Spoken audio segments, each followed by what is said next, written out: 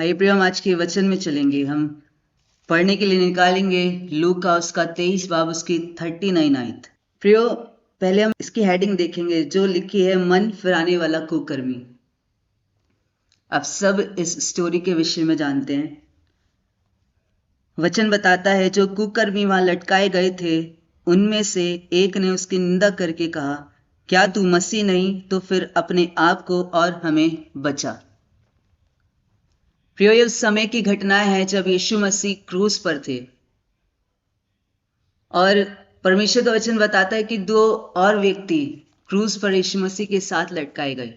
जब प्रियो प्रभु उस क्रूस पर होते हैं, जब उस क्रूस पर वो दोनों डाकू होते हैं, तब उन दोनों में से एक व्यक्ति यीशु मसीह से इस बात को कहता है।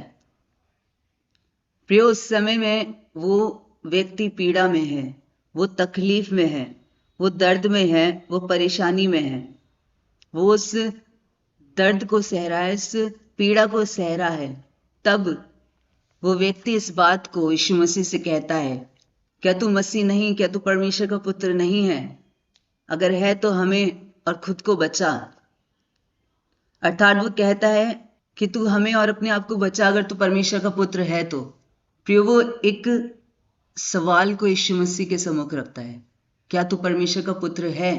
अगर है तो हमें बचा। पता है, कई बार हमारे जीवन में भी ऐसा ही होता है।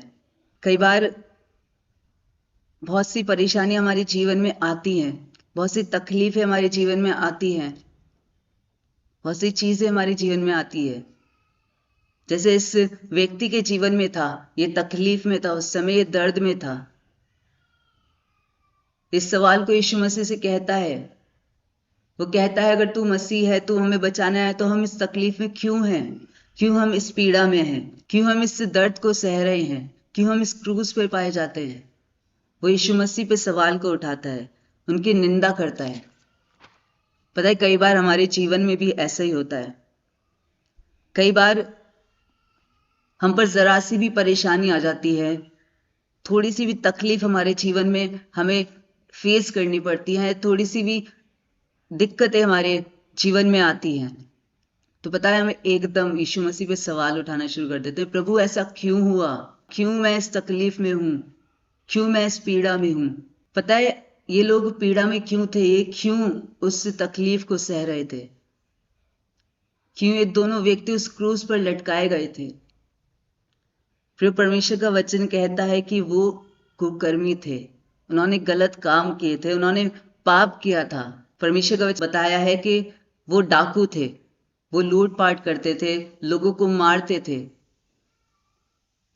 वो पाप में पाए जाते थे। तब जाकर ये पीड़ा उनके ऊपर आई, है ना? वो सवाल कर रहे थे क्यों हम इस परेशानी में हैं। वो गलत कामों में थे, इसलिए तकलीफ उनके जीवन पर आई। कई बार हमारे साथ भी ऐसा ही होता है। जब हम अपने जीवन में गलत राह पर चल पड़ते हैं, गलत कामों में इन्वॉल्व होने लग जाते हैं, पाप में इन्वॉल्व होने लग जाते हैं, गलत संगतियों में, गलत चीजों में हम पड़ने लग जाते हैं, तब परेशानियां, तकलीफें हमारे जीवन में आना शुरू हो जाती हैं। हम उन गलतियों के कारण से बीमारियों में चले जाते हैं, हम उन पापों के कारण से बीमारियों से ग्रसित हो जाते हैं, चीजें हमारे जीवन में घटने लग जाती हैं और हम सवाल किस पर उठाते हैं? परमेश्वर पर। ये प्रभु ऐसा क्यों हुआ? है ना? बहुत से लोग तो ऐसे कहते हैं, प्रभु आपने ऐसा क्यों कर दिया? है ना? आज बहुत से मैं जीवनों को देखता हूं, अगर उनका कोई प्रिय प्रभु में सो जाता है तो वो परमेश्वर से नाराज हो जाते हैं और प्रभु पे सवाल उठाने लग जाते हैं, प्रभु आपने उसे मुझसे दूर कर दिया। है ना? ऐसे ये भी पीड़ा में पड़कर यीशु मसीह पे सवाल उठा रहा था, प्रभु क्यों हम इस परेशानी में हैं? क्यों हम इस तकलीफ में पाए जाते हैं? पता है, जब ये व्यक्ति इस बात को कह रहा होता है, तब इसके साथ वाला व्यक्ति एक बात को इससे कहता है। इस पर दूसरे ने उसे डांट कर कहा, क्या तू परमेश्वर से भी नहीं डरता? तू भी तो वही दंड पा रहा है और हम तो न्याय अनुसार दंड पा रहे हैं, क्योंकि हम अपने कामों का ठीक फल पा रहे हैं, पर इसने कोई अनुचित काम नहीं किया। Hallelujah, hallelujah. प्रियो, जो इसके साथ वाला व्यक्ति है वो भी सेम कंडीशन में है, वो भी उस पीड़ा में है, वो भी उस तकलीफ में है, पर वो उस तकलीफ में परमेश्वर की यीशु मसीह पे सवाल नहीं उठा रहा है, वरन वो अपने साथ वाले को समझा रहा है। वो उससे कह रहा है कि क्यों तू उस पे सवाल उठा रहा है। जिस तकलीफ में तू है वो तेरे ही कारण से तुझ पर आई है, वो तेरी गलतियों के कारण तुझ पर आई है। वो उसको समझा रहा है। और प्रिय, परमेश्वर का वचन कहता है लूका 17 उसकी 3री आयत, सचेत रहो, यदि तेरा भाई अपराध करे तो उसे समझा, और यदि पछताए तो उसे क्षमा कर। Hallelujah, hallelujah. प्रियो, ये व्यक्ति जो उस पीड़ा में है वो भी डाकू है, उसने भी बहुत सी गलत काम किए होंगे, उसने भी चोरियां की होंगी, उसने भी बहुत से पाप किए होंगे, पर उस पीड़ा में जब ये गया तब वो उस व्यक्ति की तरह यीशु मसीह पर सवाल नहीं उठा रहा, वरन वो उसको समझा रहा है, वो उसको समझा रहा है। और वचन भी इस बात को कहता है यदि तेरा भाई अपराध करे तो उसे समझा। कितनी अद्भुत बात है ना। वो व्यक्ति का उसको साथ देना चाहिए था, क्योंकि वो भी उसी की तरह है, पर वो उसे समझा रहा है। वो कह रहा है तू गलत है, तू गलत है, ये पीड़ा तेरी गलतियों के कारण तुझ पर आई है। पर पता है, आज कई बार जब हमारे सामने ऐसे जीवन आते हैं जो गलत पाए जाते हैं, जो जो पाप में है, जो जो गलत संगतियों में है, हम उन्हें समझाते नहीं। अगर हमें पता चलता है कि हमारी कोई बहन, हमारा कोई भाई गलत कर रहा है, वो गलत संगति में जा रहा है, वो गलत रास्तों पर चल पड़ा है, तो हमारा काम है उसे समझाना। पर हम ऐसा नहीं करते। हम तो ये सोचने लग जाते कोई बात नहीं, करने दो, अपने आप भुगतेंगे, हैं इनके माँ बाप ने इन्हें अच्छी शिक्षा नहीं दी, उनके लिए बातें बोलना शुरू कर देते हैं। पर प्रियो, हमें जरूरत है अपने भाई को, अपनी बहन को समझाने की, उसे जताने की कि वो गलत है, उसको इस बात का एहसास कराने की कि जो चीज वो कर रहा है, जिन कामों में वो है, जिन संगतियों में वो है, वो गलत संगति है। पर पता है, हम ऐसा नहीं करते। हम उनके प्रति बातें बनाना शुरू कर देते हैं। ऐसा स्वभाव जैसा इस व्यक्ति का था कि वो पीड़ा में होकर भी उसे समझा रहा था, ऐसा स्वभाव हमारे भीतर नहीं पाया जाता। पता है किस कैसा स्वभाव हमारे भीतर पाया जाता है? हम पढ़ने के लिए निकालेंगे मत्ती 12:14। यहाँ पर लिखा है, तब फरीसियों ने बाहर जाकर उसके विरोध में सम्मति की कि उसे किस प्रकार नष्ट करे। Hallelujah, hallelujah. प्रियो, ये उस समय की घटना है जब यीशु मसीह एक व्यक्ति को चंगा करते हैं। जब उस व्यक्ति को यीशु मसीह चंगा करते हैं तो फरीसी इस बात को अपने मन में सोचते हैं कि हम इसे किस प्रकार नष्ट कर दें। हमारा स्वभाव भी प्रियो आज ऐसा ही पाया जाता है। जब हमें पता चलता है किसी भाई के विषय में, किसी बहन के विषय में कि वो गलत संगति में चला गया है, गलत चीजों में पड़ गया है, गलत बातों में पड़ गया है, तब हम उसे समझाते नहीं हैं, वरन हम उसके विषय बातों को बनाना शुरू कर देते हैं। हम उसके विषय में गलत सोचना शुरू कर देते हैं। और प्रिय, पता है जब हम ऐसा करते हैं, जिस घड़ी हम उस भाई के विषय में अपने मन में इन बातों को सोचते हैं, हम ये सोचते हैं कि इस भाई के विषय में मुझे पता चल गया, मैं उसे भी बताऊंगा, अब मैं इसको भी बताऊंगा। जिस घड़ी हम इस बात को अपने मन में लेके आते हैं, हम अपने मन में सम्मति कर लेते हैं उसे नष्ट करने की। हालेलुया। हम अपने मन में ये सम्मति कर लेते हैं उसे नष्ट करने की, उसके विरोध में बोलकर, उसके विषय में इधर उधर बताकर। कैसे?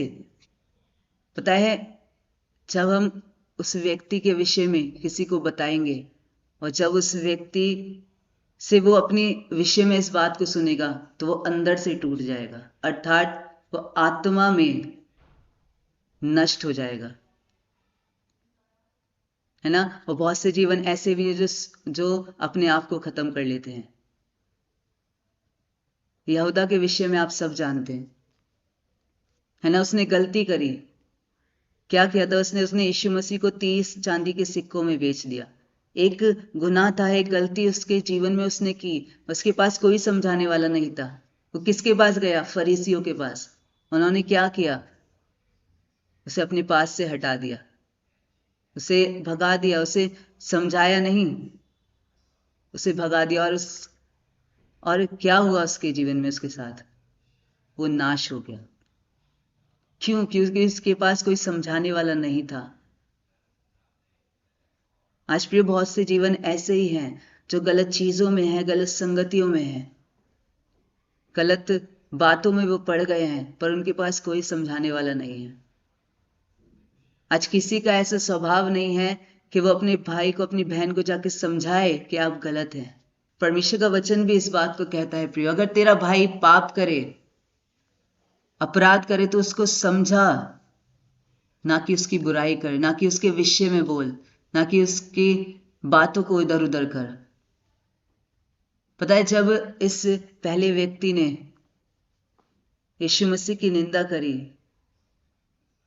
यीशु मसीह के बारे में बोला, यीशु मसीह पे सवाल उठाया, तब वो दूसरा व्यक्ति उसको समझाता है। वो स्वभाव उसके भीतर पाया जाता था कि वो इस बात को कर पाया, इस कार्य को कर पाया। और प्रयोग आगे परमेश्वर का वचन बताता है, जब ये व्यक्ति इस बात को कहता है, जब वो उस व्यक्ति उस दूसरे व्यक्ति को समझाता है, तब वो यीशु मसीह से एक बात को कहता है। तब उसने कहा, हे यीशु, जब तू अपने राज्य में आए तो मेरी सुधि लेना। उसने उससे कहा, मैं तुझसे सच कहता हूं कि आज ही तू मेरे साथ स्वर्ग लोक में होगा। Hallelujah, hallelujah. प्रियो, जब इस व्यक्ति ने यीशु मसीह से इस बात को कहा, तब यीशु मसीह एक बड़ी ब्लेसिंग उसको देते हैं। वो कहते हैं कि तू आज ही मेरे साथ स्वर्ग लोक में होगा। प्रियो, वो दो व्यक्ति थे, दोनों कुकर्मी थे, दोनों पाप में थे, दोनों ने गलत काम किए थे। एक यीशु मसीह की निंदा कर रहा था, एक यीशु मसीह के बारे में बोल रहा था, एक यीशु मसीह पे सवाल उठा रहा था, और दूसरा व्यक्ति उस व्यक्ति को समझा रहा था। वो कैसे इस बात को कर पाया? उसने कैसे ये करा? पता है वो पहला व्यक्ति क्यों यीशु मसीह की निंदा करता है? क्यों वो यीशु मसीह पे सवाल उठाता है? क्योंकि उसने अपना ध्यान संसार की ओर लगाया। और दूसरा व्यक्ति इसलिए उस ब्लेसिंग को पा सका क्योंकि उसने अपना ध्यान यीशु मसीह की ओर लगाया। पहला व्यक्ति निंदा कर रहा था, क्यों? क्योंकि वहां पे बहुत से ऐसे लोग थे जो यीशु मसीह की निंदा कर रहे थे। बहुत से ऐसे जीवन थे जो यीशु मसीह से इस बात को कह रहे थे, अगर तू परमेश्वर का पुत्र है तो अपने आप को बचा ले, अगर तू परमेश्वर की ओर से आया है तो अपने आप को बचा ले। ये बातें, इन बातों की ओर वो व्यक्ति ध्यान लगा रहा था, वही बात उसने यीशु मसीह से कही। पर जो दूसरा व्यक्ति था, उसने अपना ध्यान यीशु मसीह की ओर लगाया। प्रियो, जब उसने यीशु मसीह की ओर देखा होगा तो उसने ये जाना होगा कि ये कोई आम आदमी नहीं है, ये कोई आम व्यक्ति नहीं है। क्योंकि बहुत से लोग वहां पर क्रूस पर लटकाए जाते होंगे, बहुत से उन्हें देखे होंगे वहां पर लटके हुए, पर जैसा स्वभाव यीशु मसीह का था वैसा स्वभाव उसने किसी का नहीं देखा होगा। यीशु मसीह उस पीड़ा को सह रहे थे, उस तकलीफ में थे, लोग उनके लिए बातें कर रहे थे, लोग उनकी निंदा कर रहे थे, लोग उनके विषय में बोल रहे थे, लोग तरह तरह की बातें उनके लिए कह रहे थे, पर यीशु मसीह कुछ भी उनके खिलाफ नहीं बोल रहे थे। हो सकता है और भी बहुत से लोग वहां लटकाए जाते हो, उनके लिए भी निंदा की जाती हो, उनके लिए भी बोला जाता हो और वो पलट कर जवाब देते हो, वो गलत बातें बोलते हो और इस दूसरे व्यक्ति ने उसे ये चीजें देखी हो अपनी आंखों से। पर जब वो यीशु मसीह को देखता है तो वो जानता है कि ये कोई आम आदमी नहीं है। पता है, जब यीशु मसीह क्रूस पर थे तब यीशु मसीह ने उस व्यक्ति को कोई प्रचार नहीं किया था। कोई प्रचार, कुछ भी बात यीशु मसीह ने उस व्यक्ति से नहीं की थी। पर पता है, यीशु मसीह ने कुछ नहीं बोला, पर यीशु मसीह के स्वभाव ने उसे प्रचार किया। यीशु मसीह का स्वभाव इस बात की गवाही दे रहा था कि ये परमेश्वर का पुत्र है। यीशु मसीह का स्वभाव इस बात का प्रचार कर रहा था कि यही हमारा उद्धार करता है। यीशु मसीह का स्वभाव इस बात का प्रचार कर रहा था कि यही हमारा छुड़ाने वाला है। और इसी स्वभाव को देखकर उस दूसरे व्यक्ति ने उस ब्लेसिंग को पा लिया। Hallelujah, hallelujah. प्रियो, जब वो उस स्वभाव को देखता है, वो जान लेता है कि यही है जो मुझे बचा सकता है, यही है जो मेरे इस पीड़ा से मुझे आजाद कर सकता है, यही है जो मुझे इस तकलीफ से निकाल सकता है, तब वो इस बात को कहता है कि यीशु, जब तू अपने राज्य में आए तो मेरी सुधि लेना। वो जान गया था कि इसका राज्य यहां का नहीं है, इसका राज्य स्वर्ग का है। Hallelujah, hallelujah. वो जान गया कि इसका राज्य यहाँ का नहीं है, इसका राज्य स्वर्ग का है। तब वो इस बात को कहता है, यीशु, अपने राज्य में मेरी सुधि लेना। और यीशु मसीह उससे इस खूबसूरत बात को कहते हैं, तू आज ही मेरे साथ स्वर्ग में होगा। Hallelujah, hallelujah. सच में प्रियो, यीशु मसीह का स्वभाव उस समय में इस बात की गवाही दे रहा था कि मैं परमेश्वर का पुत्र हूं, कि ये परमेश्वर का पुत्र है। उस व्यक्ति का स्वभाव ऐसा था कि वो अपने साथ वाले को समझा रहा था, उसकी फिक्र कर रहा था। पर क्या आज हमारा स्वभाव ऐसा पाया जाता है? क्या आज हमारा स्वभाव ऐसा है कि हम परमेश्वर के लोगों की चिंता करते हैं? क्या आज हमारा स्वभाव ऐसा है कि हम परमेश्वर के लोगों के लिए, जो पापों में पाए जाते, जो बंधनों में पाए जाते, जो तकलीफों में है, बीमारियों में है, जो परमेश्वर की संगति से दूर पाए जाते, क्या हम उनके लिए प्रार्थनाएं करते हैं? क्या ऐसा स्वभाव हमारा पाया जाता है? प्रिय, आज हमारा स्वभाव किसका प्रचार कर रहा है? परमेश्वर का या संसार का? आज हमारा स्वभाव किसकी गवाही दे रहा है? यीशु मसीह की या संसार की? प्रियो, मैं एक दिन वीडियो देख रहा था, तब वीडियो देखते देखते एक इंटरव्यू मेरे सामने आया। एक एक्टर का वो इंटरव्यू था। उसने अपने इंटरव्यू में एक बात बोली कि जब भी वो कोई नेगेटिव रोल करता है, मूवीज में जब भी कोई नेगेटिव रोल प्ले करता है, तो उसने बताया कि जब भी वो घर जाता है, शूट से ऑफ होकर जब भी वो घर जाता है, वो कभी घर में जाते ही अपनी वाइफ से, अपने बच्चों से नहीं मिलता, वरन वो सबसे पहले जाता है, शावर लेता है, फ्रेश होता है, कुछ समय तक वो शावर लेता है, उसके बाद वो बाहर निकल कर आता है, तब जाकर अपने बच्चों से वो मिलता है। और जो व्यक्ति उसका इंटरव्यू ले रहा था, उसने पूछा, आप ऐसा क्यों करते हैं? तब उस एक्टर ने बताया कि मैं जब भी शूट पे होता हूं, मैं नेगेटिव रोल प्ले करता हूं, मैं इसलिए आकर शावर को लेता हूं ताकि जो नेगेटिविटी उस रोल को प्ले करते हुए मेरे भीतर आई, वो मेरे परिवार में ना जाए। Hallelujah, hallelujah. है ना, वो शावर लेता है, वो फ्रेश होता है, इसलिए ताकि जो नेगेटिविटी में वो रहकर आया है, वो नेगेटिविटी उसके परिवार के भीतर ना जाए। प्रियो, ऐसे ही हमारे साथ भी होता है। हम जब संसार में रहते हैं, जॉब पे रहते हैं या अन्य कामों में संसार में टाइम बिताते हैं, तो बहुत सी नेगेटिविटी हमारे जीवन पर असर करती है, बहुत सी नेगेटिव बातें हमारे जीवन पर आती हैं। पर क्या जब हम जॉब से, उन कार्यों से ऑफ होकर, छूट कर जब घर आते हैं, कि हम शावर लेते हैं? अब आप सोच रहे होंगे, हाँ मैं शावर लेता हूँ, मैं शावर लेती हूँ, मैं नहाती हूँ, आके मुँह हाथ धोती हूँ, अच्छे से फेस वॉश करती हूँ। प्रियो, ये शारीरिक रीति पर है, पर क्या हम वो शावर लेते हैं जो परमेश्वर हमें देता है, जिससे परमेश्वर हमें शुद्ध करता है, अर्थात परमेश्वर की उपस्थिति में हम बैठते हैं? क्या हम परमेश्वर के सम्मुख जाते हैं? पता है, आज मैं बहुत से परिवारों में देखता हूँ, जॉब पर बहुत सारी टेंशन्स होती हैं, बहुत सारी दिक्कतें होती हैं, है ना? स्वभाव वहाँ पे खराब होता है, और वही स्वभाव लेकर हम घर पर आते हैं और घर में डिस्टरबेंस हो जाती है। उस स्वभाव को ठीक कैसे किया जाएगा? जब हम परमेश्वर के साथ बैठेंगे, जब हम परमेश्वर की उपस्थिति में बैठेंगे, है ना? जिसके साथ हम कनेक्ट होंगे, उसका स्वभाव हमारे भीतर आएगा। अगर हम संसार के साथ जुड़े हैं, संसार का स्वभाव हमारे भीतर आएगा। अगर हम गलत लोगों के साथ जुड़े हैं, उनका स्वभाव हमारे भीतर आएगा। पर अगर हम परमेश्वर के साथ जुड़े हैं, तो परमेश्वर का स्वभाव हमारे भीतर आएगा। Hallelujah, hallelujah.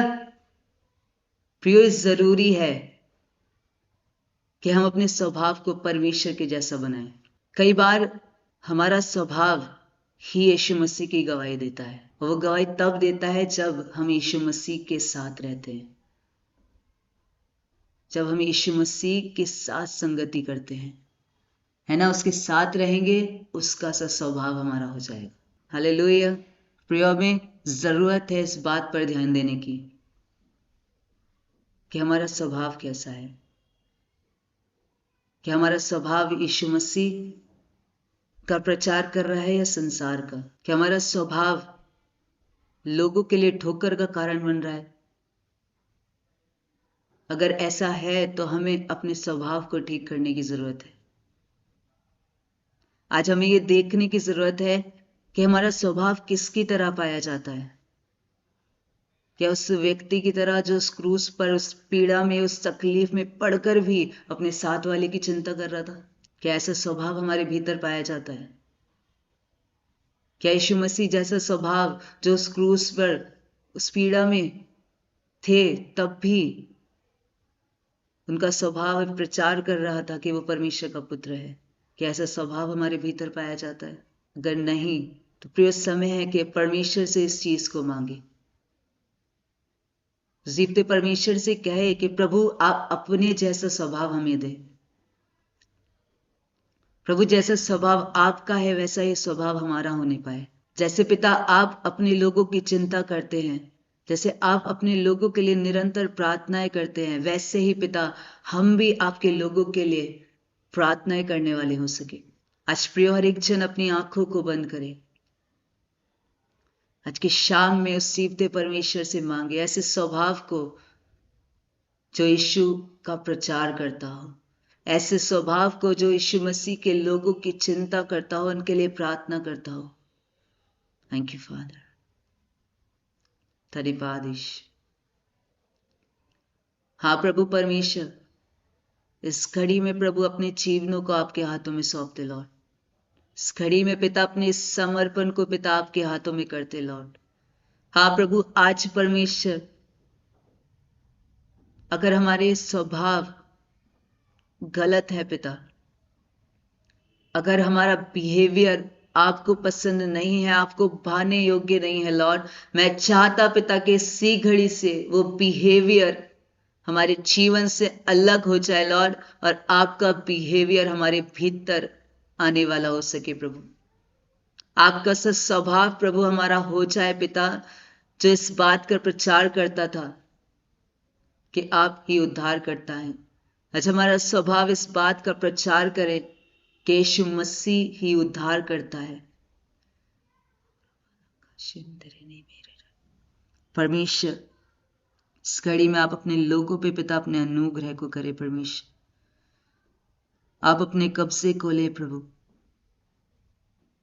चाहता पिता हर एक वो बातें परमेश्वर जो हमारे स्वभाव को बिगाड़ती है पिता, यीशु आपके नाम से सी घड़ी दूर करते पिता, और चाहते परमेश्वर कि आप अपने कब्जे को हमारे जीवनों पे ले परमेश्वर। हमारा बोलना, हमारा चलना फिरना, हर एक चीज प्रभु आपके कंट्रोल में हो परमेश्वर।